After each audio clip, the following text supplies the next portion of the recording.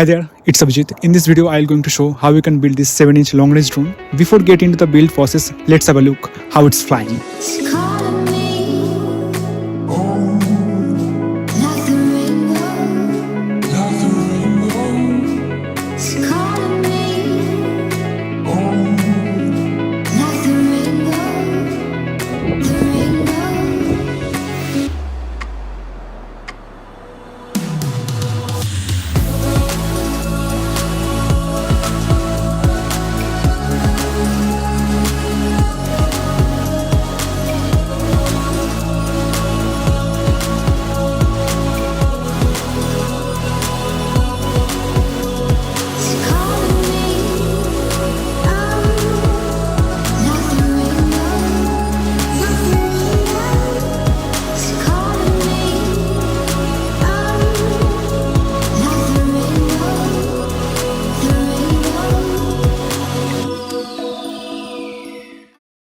We call this a long-range FPV drone because it can fly longer and we can explore further distance. The 7-inch is more resistant to wind as compared to 5-inch, so you will feel more control in heavy wind scenario. And yeah, you can't do heavy freestyle with it like a 5-inch freestyle does, but you can do acrobatic moves with it easily. So let's build it.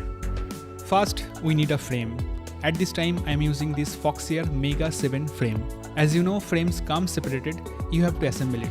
It also comes with the assembling guidebook you need to follow. The frames also comes with a lot of bolts and you have to pay attention to it. And I recommend you to use some Loctite before screwing it to the frame, so it doesn't come loose as we are flying in some rough conditions like the mountains. Once you're done assembling, let's jump to the motors. This time I am using Tmotor F90 Pro long range motors. The size of the motor is 2806.5, which is very suitable for 7-inch propellers. And I have selected 1500 kV version for extreme performance.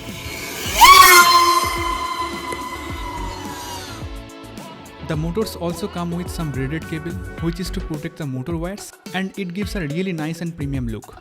And it also comes with some bolts to mount the motors, and again use some Loctite before mounting it. Well, this is done. Now it's time for the electronics. And the first thing is the stack. And I am using Tmotor F7 Pro stack at this time.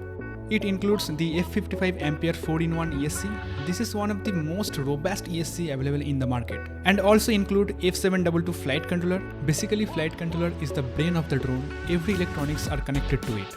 And you can use any flight controller and ESC stack that you like to use. And here is some accessories that comes with it, like the anti-vibration rubber, the XT60 power cable, and I am going to use 2 of them. I will show you why later in this video. And it contains a low ESR capacitor, some bolts and the connector to connect the ESC and flight controller together. You can visibly see the FC marked one side and ESC marked the other side.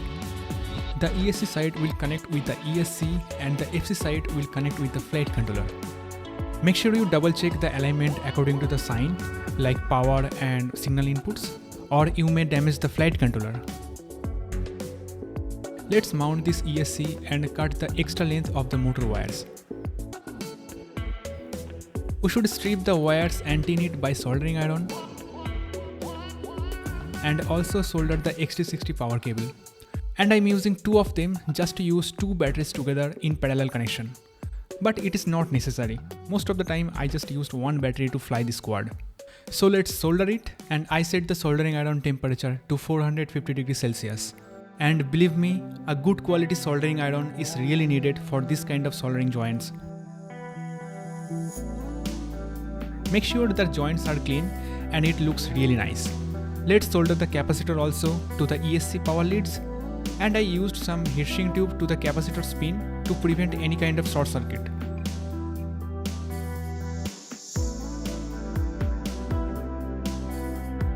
We should tin the ESC motor output leads and solder the motor wires one by one. And I set the soldering iron temperature to 380 degrees Celsius.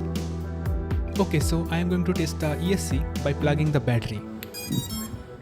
And it's working.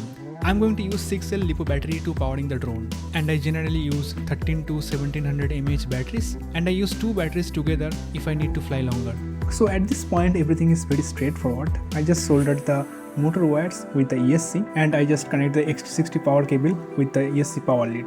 Now we need the control links to control the drone as well as video link to watch the live video footage from the drone. And we also need some other accessories like GPS. I am using analog video system at this time, but if you want you can use a digital video system as well. So for the live video we need an analog FPV camera and I am using Foxeer T-Rex camera at this time. You can get one of the best looking analog image from this camera. The camera comes with this cable which is used to connect the camera with the flight controller and the length is sufficient. We also need an analog video transmitter or VTX to transmit the video from the drone. It can give up to 800 mW of output power. And I went casually over 1.2 km over the mountains and had no glitches. You can use more powerful VTX if you need. This is the diagram I am following to connect the camera with the flight controller. The diagram depends on the flight controller that you are going to use. And this is the diagram to connect the VTX with the flight controller.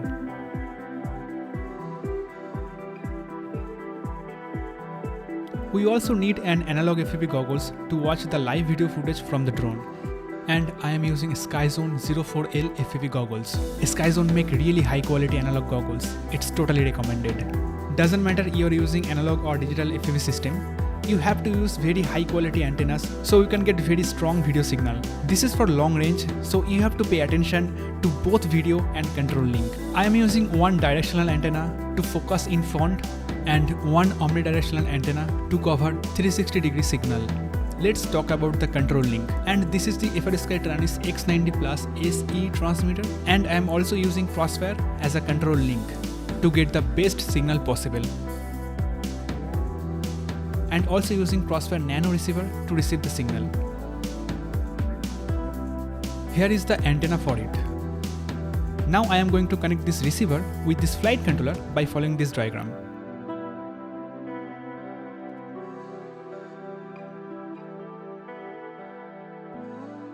I am also going to use a GPS and this is TBS M8 GPS and I mainly use it for home direction information. And you can also get return to home features as well. This GPS is a little outdated. You should buy M10 GPS which is much quicker to get satellite information. And here is the diagram to connect the GPS with the flight controller. This is how the flight controller looks after all of the connection. I'm installing the camera where it should be. I'm connecting the antenna with the receiver and using heatsink tube to prevent any kind of short circuit. I'm also using some zip ties to secure both antenna and the receiver, like this. Now I am attaching the GPS on the arm of the quad using double side tape and also using some harness tape and zip ties for extra protection. I'm installing the VTX by double side tape and also using zip ties for protection. I just love zip ties.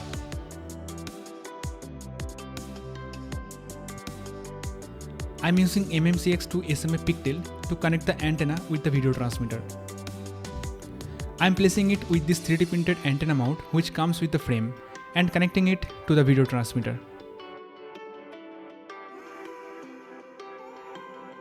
This is how it looks. It's almost done, just need to install the top plate along with this 3D printed GoPro mount with some bolts.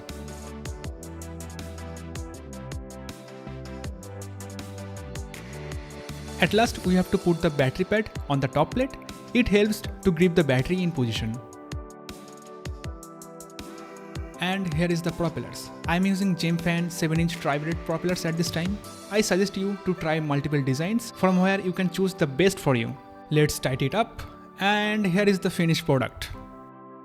You have to program it as well. I have made a brief video about it. Check that video, link in the description. It's all done and ready for the test fly. I recommend you to find a safe place and fly it line of sight first. This is not a safe place. I'm literally taking off from a giant rock on mountain. Once you are confident, put on the goggles, enjoy the FPV, good wishes to you. It's flying well, let's cruise over mountain.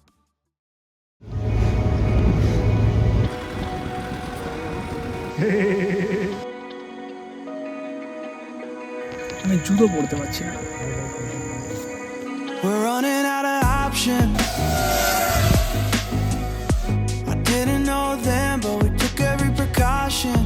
Hey, Pritam.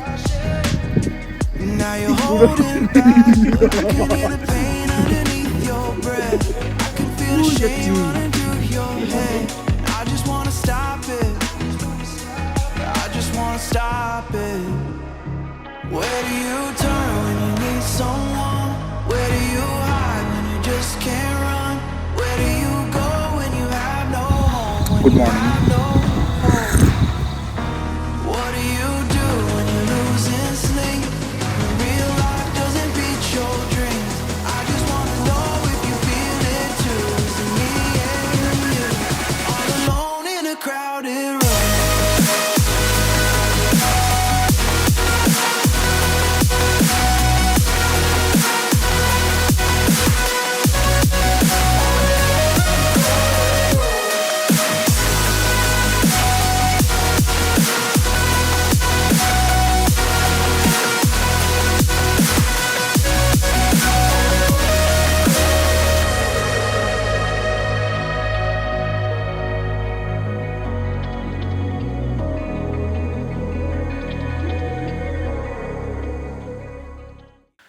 So here I am after using the 7-inch long range drone for a long time, and what I feel is that if you are a beginner and willing to make your first FPV drone, then don't build 7-inch drone. Go for 5-inch, that is much better choice and much safer for you. The bigger and heavier the drone, the crash will be worse and you will damage your drone equipments a lot. Except the motors and frame, you can share same electronics in the both 5-inch and 7-inch FPV drone. I have made many tutorials video about 5-inch FPV drone build video.